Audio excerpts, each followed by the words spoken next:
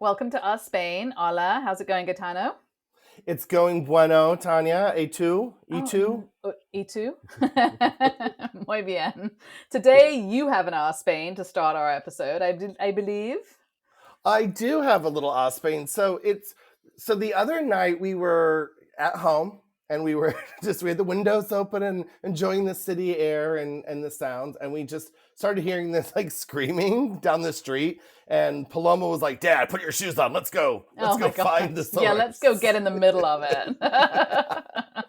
So of course I obliged, and we went down, and like the whole group of at the corner where this was, the whole neighborhood had grouped together, as it were, Mm. and there was some chaos in an apartment up.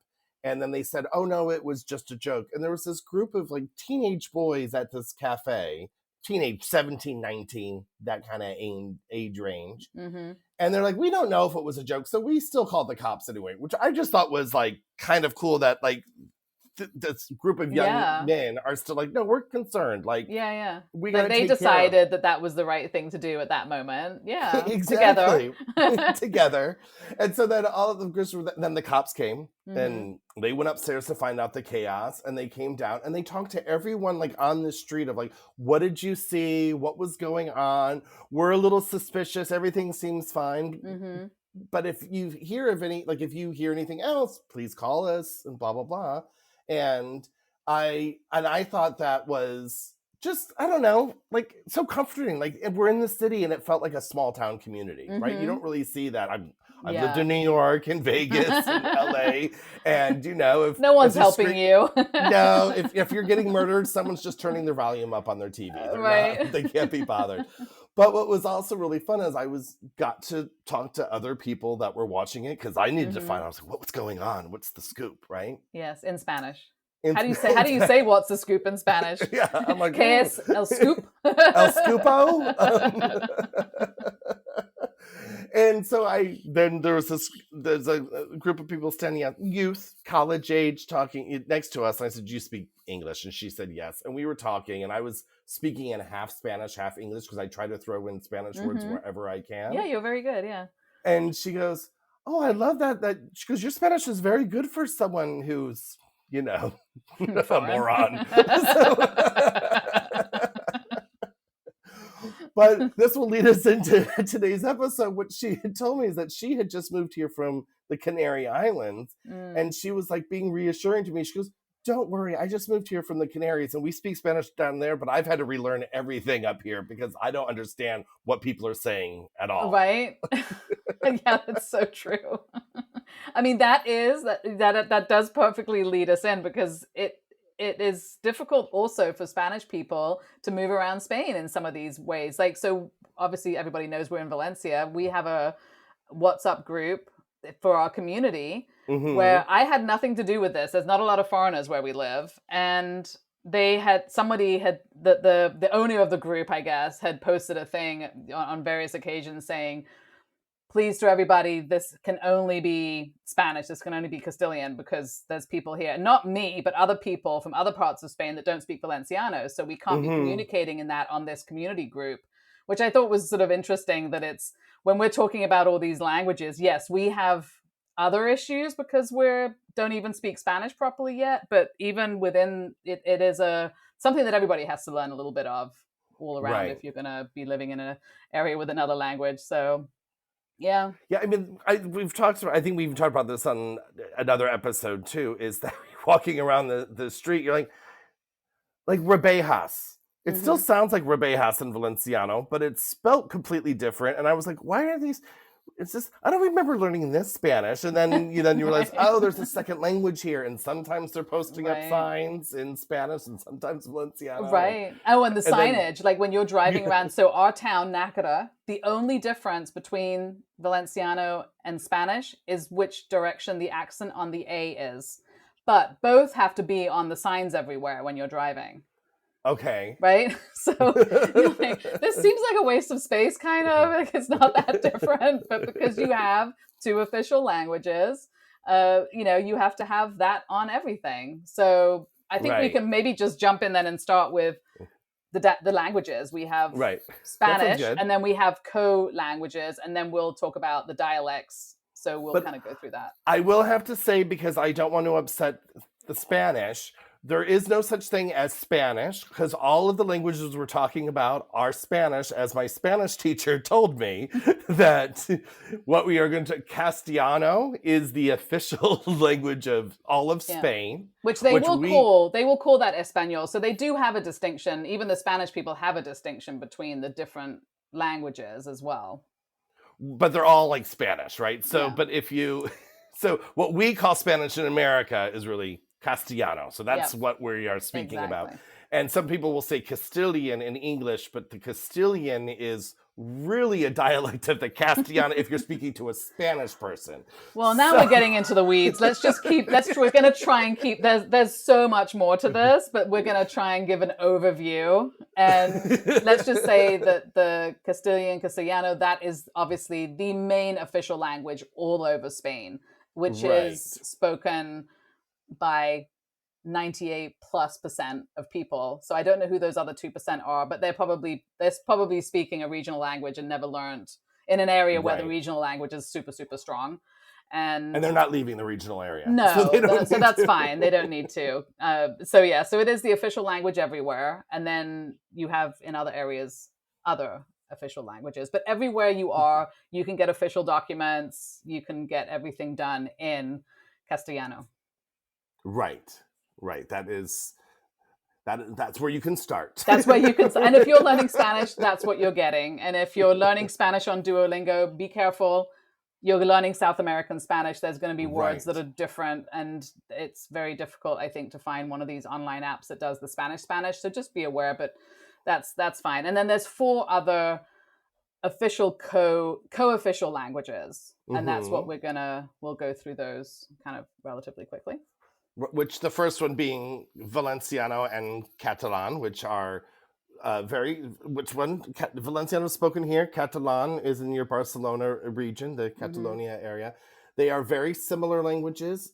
I personally would say they are a dialect of each other. What chicken and egg came first, I'm not going to get in. But there are many people in Valencia and many people in Catalonia that will tell you they are completely separate languages, and how dare you even begin to say they're similar. Yes, do not come to Valencia and call Valencian Catalan. That's not going to put you on the right foot here to start. It's like it's like the difference between English and American. So you kind of get the feeling of that. As an English person, probably as an American, you might feel the same. They're just very different languages, a lot of different vocabulary, but obviously you can understand each other. It's like you said, it's a dialect, but different. Right. And there's a lot of pride and politics involved in what you call it. So just don't get into it. That's my advice. Right. Just say, "Oops, my bad." Yes. Let's move on. And there's about 9 or 10 million people that understand it. Does that count us? Because if that counts us, I'm not sure that's... See, I would bring that number down because I don't understand it. I see it and I know that I'm getting to the point where I'm like, oh, that's Valenciano. That's about as much as I understand that. I'm like, I know that's not the Spanish word. So... Yeah, I can read sort of posters and things that are coming in information because where we live, everything is put out in Valencian. But so let's say 4 to 5 million people actually using it seems like a better number for referencing, because that's actually people that are speaking it. It's part of their family, everything. Right. So that's a lot of people. I think. Do you want to start us? I mean, do we dare and treat our people with our listeners with the histories of all of these? Should we? I guess we can do Valencian and Catalan and maybe skip over. I don't know.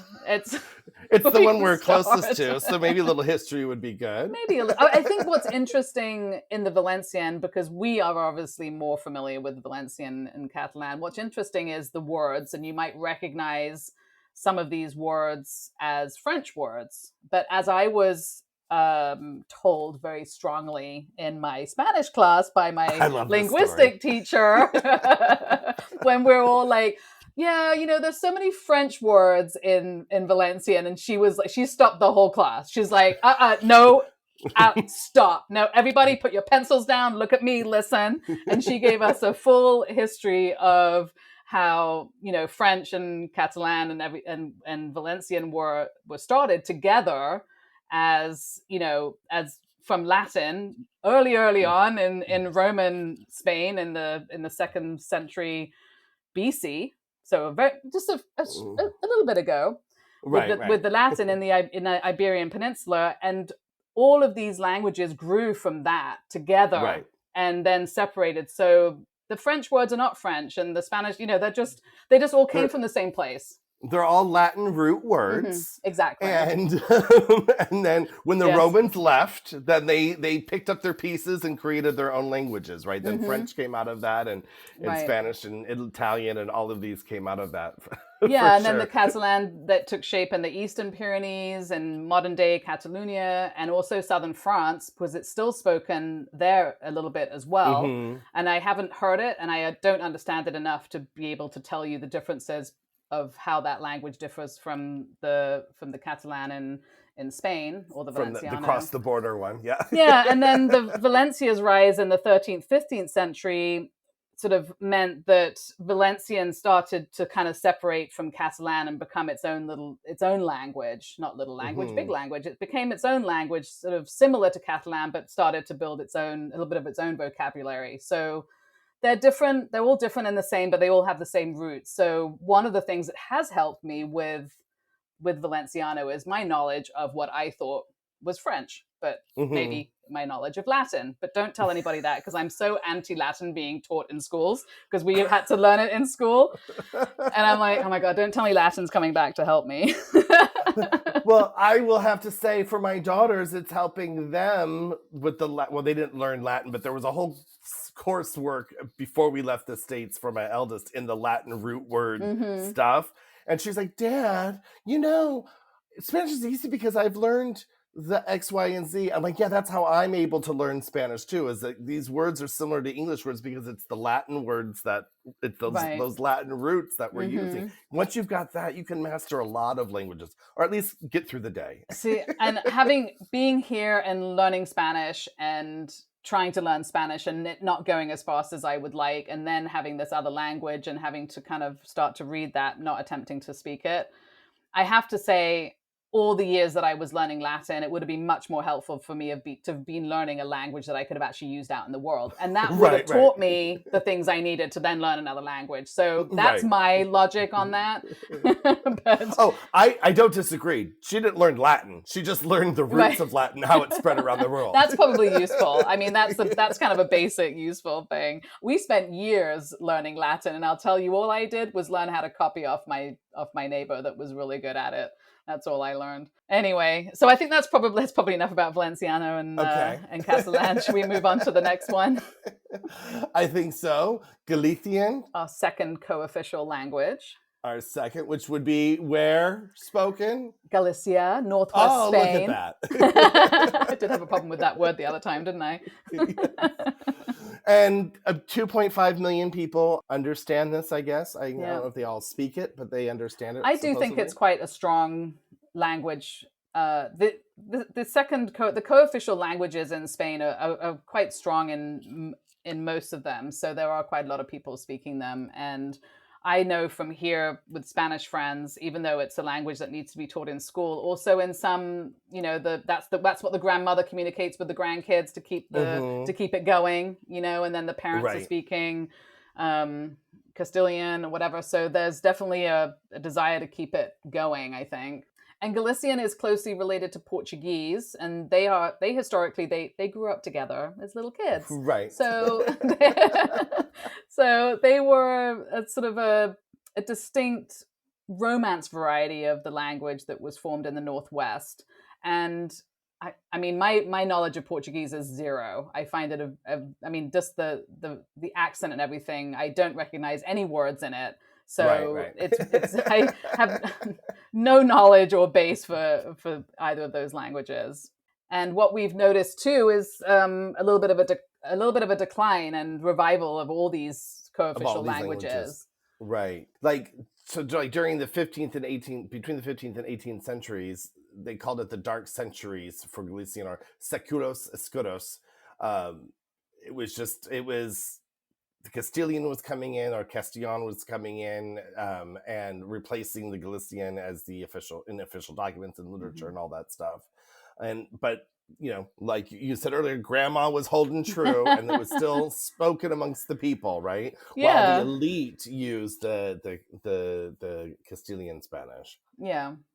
I think obviously these languages have good times and bad times, and they did have a revival in the 19th century. 20th century obviously had a bit of a problems with when Franco was in. He was Hmm. trying to minimize these other languages. So what's happening with a lot of them is that they had a bit of a downturn with him, and then sort of came back up again after that, where there was a sort of a lot of renewed interest in making sure that these languages weren't lost. And today, 2.5 million people speaking it, and definitely I think in all of these areas you'll find more people speaking it sort of daily, and bringing it down and keeping it in the family in the more rural areas, I think.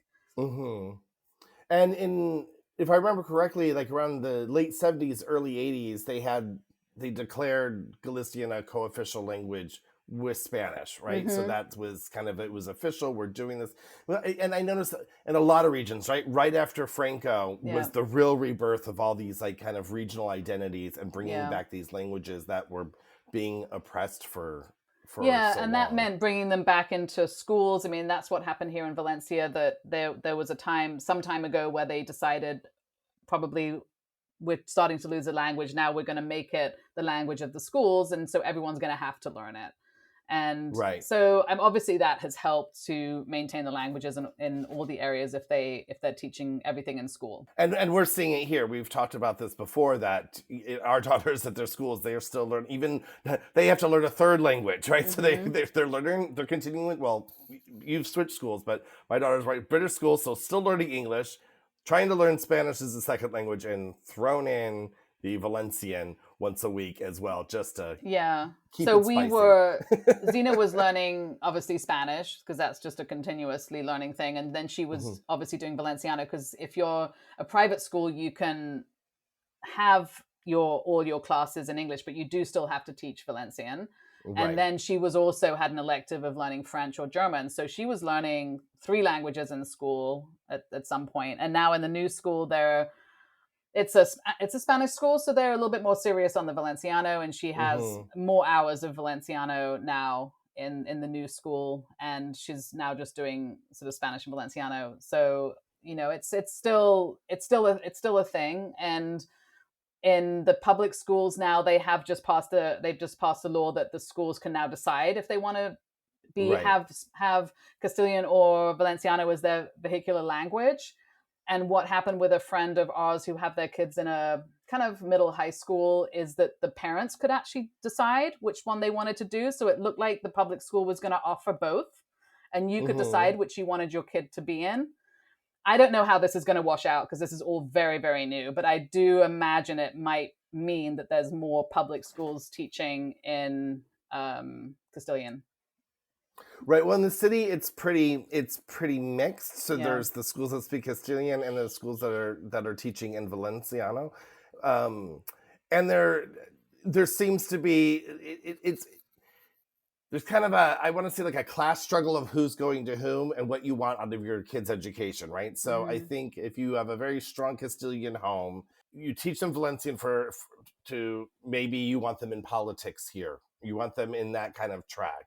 And if you want your kids to be able to move throughout Spain, you want them taught in Castilian. It's kind of what I'm kind of gathering from Mm, people I've talked to, that it's kind of like that's the path, right? Because yeah. you can't get a job in the government here unless you have very good knowledge of Valenciano. No, or a hospital, which obviously is Right. government as well. But if you want a job in a university here, or the government, or a hospital, any government situation, you will need a C1 in Valenciano to be able to Hmm. get a job theoretically. And I think even if the education changes, that probably won't change anytime Right. soon, because you will have to be dealing with people that their main language is Valencian, and that has Right. got to be the same for other parts of Spain that have a co-language, where there's a big part of the population that is their main language. So I think even if the schools change, the need for people to learn these co-official second languages will still remain, and will still be something that children will have to learn in school. For sure. Yeah.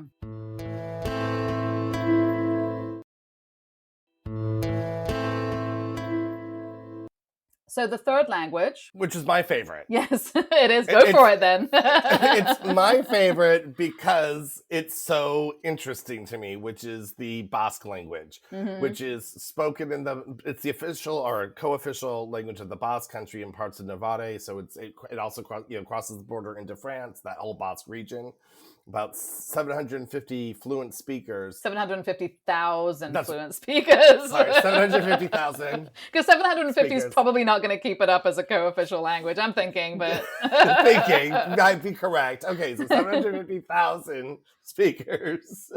But what I love about this is it is an anomaly in the whole world. It is not derivative of any language. Nothing compares to it. It's not rooted in Latin. It's not rooted in Slavic. It's not rooted in the Germanic languages. It's just its own thing. Yeah. Like, it's from aliens. They don't know where it came from. Proof of aliens on Earth, I think it's the Basque language. They just came down. I just think a group of people were just having fun and deciding let's just be ourselves, Yeah, which it's very interesting, and I think with all of the knowledge that people, not us necessarily, have on linguistics, that they really can't trace any of this back to anything, I think is absolutely fascinating. It makes you want to go learn it, but I'm having such a hard time getting my Spanish up to where I want that I'm definitely not ready for another language. Well, maybe Basque is really easy, and we could pick it up in no time. Who knows? That's always the dream, right? Oh yeah, it's gonna be so easy. You just gotta be there. So it doesn't work. I've been here 2 years. It ain't easy, kids. Oh my gosh, it ain't easy. So yes, a very, very, very interesting language. And then the fourth one is Aranese, I presume. Aranese. And you laughed at my 750, but yes. I mean. You can spread the news of how many people speak this language. Well, this is the language in Val d'Aran, which is a small valley in Catalonia, and it only has about 2,800 native speakers, which is not very many, but I do love that a language with that few speakers has actually managed to maintain itself as a co-official language, and I think it's a variety of Occitan, which I think is interesting because that is a language sort of dialects of which is spoken in Italy and France and Monaco and like all across a large area.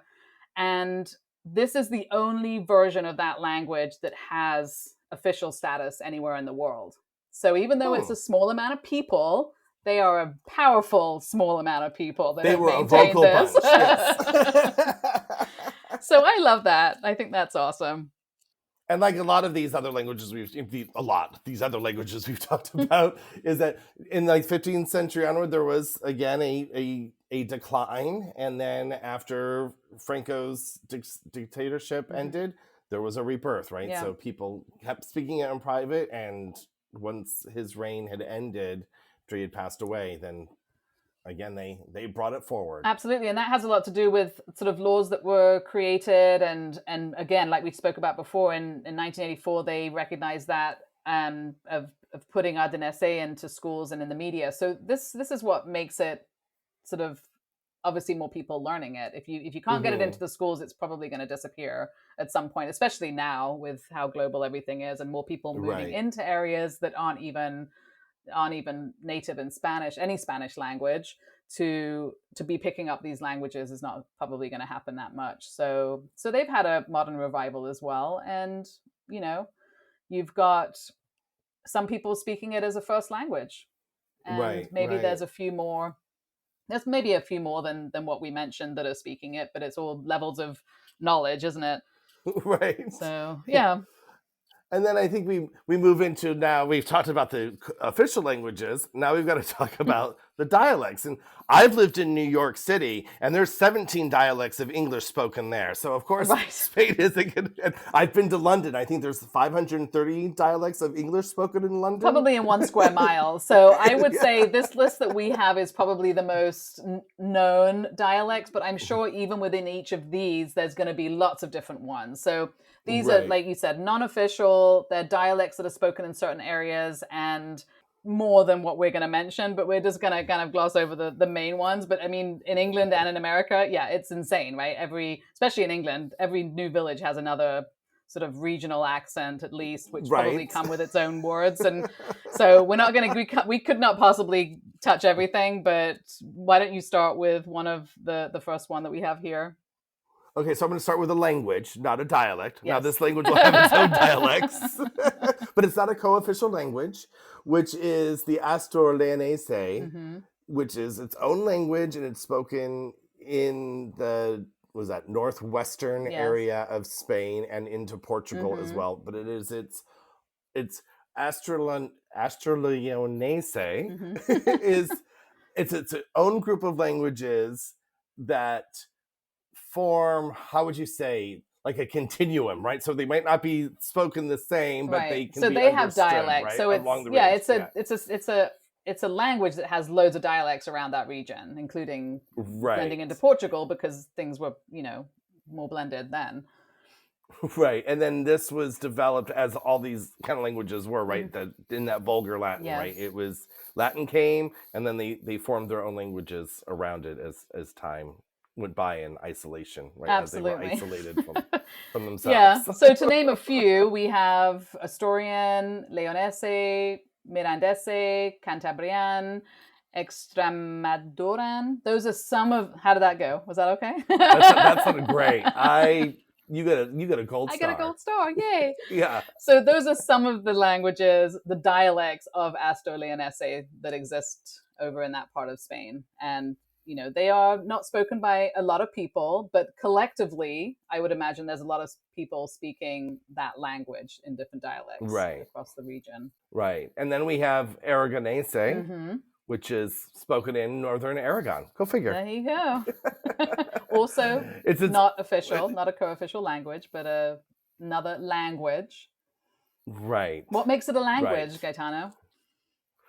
What makes it a language versus a Mhm. dialect? So a dialect would be certain words and accents would be different, but the base of the language is the same. Where a language has its own grammatical rules, Mhm. and I mean that's the basis of it, right? Right. It's the grammar and their words and the vocabulary and all Yeah. that. But a dialect is using all the same stuff with some With little some flair, some variety. regional flair. And what we're Yeah. learning about the languages here is that the ones that all started with the Vulgar Latin and then split off officially became their own languages, and then some of them have dialects inside of that. So Right. this is another. The Aragonese is another actual language because it also started with the Vulgar Latin many Right. years ago. Many years ago. I was just a baby. Oh. And so, according to my kids, Yes. I still get the 1803. Dad, were you alive in 1803? You won't be alive next year. So there you go. Or in a minute. Yeah. Castilian, yeah. So now we're going to go to dialects. We have a couple. And the first one is Andalusian, which is a dialect of Castilian. And the big thing about this is that they don't do the lisp, which I think a lot of people maybe like about it when you're learning how to Right. speak it. And they do have some, obviously, there's a lot of other sort of variations to it, and dropping some of the consonants at the end, like the S. But otherwise, I don't think one would have a huge problem understanding it. I don't think it's a very far off of Castilian, but depends on people's accents It's like too. Yeah, it's like trying to understand Brooklyn from Manhattan. Yeah. You'll get it, Once you get your ear sorted out, you can follow. Yeah. And then the last dialect is what I had just found out about, which is the Canarian dialect. Mm-hmm. And what I thought was really interesting about this after I met her, and then I did a little research of like, what's she talking about? This She can't be doesn't know real. what she's talking about. Spanish is Spanish. So again, they don't use the Z lisp sound, and they use ustedes instead of vosotros. Now that's grammar stuff. So if you don't understand what we're talking about, don't worry about it. When you study the language, you will. And then you'll start to cry. And then you'll start to cry. And they also don't use the day to denote possession. Oh, interesting. So it's Okay. no like Casa de Maria, it's Casa Maria. Okay. Now, if you're noticing that, this is the language this is the Spanish that was brought over to the New World, and so it's the bridge between Andalusia. So this kind of came from Andalusian dialect, and most of the early settlers to the New World were from the Canary Islands, which I did not know. And so if you're from Latin America, you'll understand the Canaries. That makes a lot of sense because in. some of that makes so much sense. I mean, I didn't know that the Canary Island had that part of the language going for it, but it makes sense that the Latin America has all those little nuances that are different from Spanish, and I just assumed it was something that was happening over there. I never thought that it was something that came from here. Same with me. I didn't know that. So when people when people say I speak Latin American Spanish, really you speak Canarian Spanish. So giving the kudos to our new motherland. Exactly. I do want to go there. I do want to go to the Canary Islands. They look beautiful. They do. Trip. Yes. So I think we've done the languages, and we've spoken a little bit about what it's like living in an area with a co-official language, but we can sort of pop into some other parts of that as well. I have to say personally, it's a lot more than I thought it would be. I didn't put maybe as much thought into that as I probably should have when we were moving, because it didn't cross my mind that it really would be sort of everywhere. It's alive. It is really alive. Right? It's alive. Yeah, I mean, everything is like, do you want this in Castilian or Valenciano? And I'm like, can we have an English tab too? Yeah. But I mean, I remember when I was getting I was getting something I needed to get something done here. So I had to go to the government office and I put my address in and he wrote it down, just, changed an N for an M. I'm like, oh no, you misspelled that. He's like, and he gave me this look of like, this is the Valenciano. This is the way it's done. And that is actually probably the place where it's very complicated is in addresses, because every street has a Valencian name and a Castilian name. So, and sometimes what's happened to me on multiple occasions is I'll put an address that somebody gave me into Google, and then it'll change it and it'll put me somewhere else. And initially I'm like, that's not what I put in. And I put it in again and it changes it. And then you obviously don't know where you're going, or you wouldn't be using Google Maps or anything. And that is very confusing. So now I always get pins from people, like, give me a pin of where your house is. I don't want to be messing with this thing because I don't know. And sometimes it's kind of the same name and sometimes it's something totally different, like it's because of how that person's name was or whatever it is in Valenciano versus Spanish. So that's kind of, I think, one of the places where I wasn't expecting to have problems finding people's addresses, and that is a problem. And what I also find about the Valenciano and the Castilian here is that when you hear it, the accent's the same. So I don't, do you know what I mean? Totally. Like when it's coming out of their mouth, I'm like, I don't know that Spanish word. You're like, maybe that's Valenciano they're speaking, because I can't tell. It's not like you went from like a Germanic sound to a lovely like Spanish sound, right? It's like they're very similar in the sound to your ear. So you're like, I don't know what you're saying. No, it's very difficult. And I don't know about other parts of Spain, whether, for instance, they're, let's say they're speaking Basque and then they're speaking Castilian. And I would imagine that they're probably using maybe the Basque accent on their Castilian up there as well, so that there's something where you also can't tell. Definitely here, and whether or not that's happening in other places, I don't know. Someone will talk to me, and because of my level of Spanish, I'm not fluent. I'm not completely fluent in Spanish. So I don't necessarily know if somebody's using a word I don't know in Spanish or if they've moved to another language. And that makes it Mm-hmm. really, really hard. And I was literally just standing outside of the post office attempting and failing to mail something yesterday, and there's Uh-huh. a line, and if you're waiting in line, you have to ask the lines in Spain. That's a whole, we could probably do a whole poco about lines in Spain, because you don't stand in line. You basically ask who the last person is, and then you go stand wherever you want, and everybody is keeping track of who the last person is. So when somebody Right. comes in to join the line, they ask who is the colo, the tail of the line, or who's the ultima. Mm-hmm. They will ask who that person is. You put up your hand, and then they know who they're behind. So you're all kind of standing around. That's very rural. In the city, we have a pick a number. We put our thing into the machine and it spits out a number Okay, for well, you. this is very, very chill, very Spanish. Like, if you're waiting for Yeah. your pastries outside of the city, or your whatever, like, that's how it's working. Like, nobody needs to stand in a Gotcha. certain place, right? So I end Right. up standing near a group of people, and this woman is like, "Tienes fo?" And I was like, "What?" Okay, that was 2 words. I really should be able to get this. And she said pho, so I'm thinking of the soup, right? I'm like, right. The Vietnamese. well, You're like, is there a there Vietnamese place in our around neighborhood? here? I mean, I'm thinking like, well, really? Because we haven't found it, and if there was, I feel like we would have gone. And all these things are going through my head, and then of course, what's going through my head is this has to be Spanish, because that's the first thing, and then I'm like, oh, maybe this is, so it could be an abbreviation, because there's a lot of abbreviations. Right. Like, instead of saying por favor, you just say porfa. So there's abbreviations you learn, as well as there's other languages. I still don't know what that was.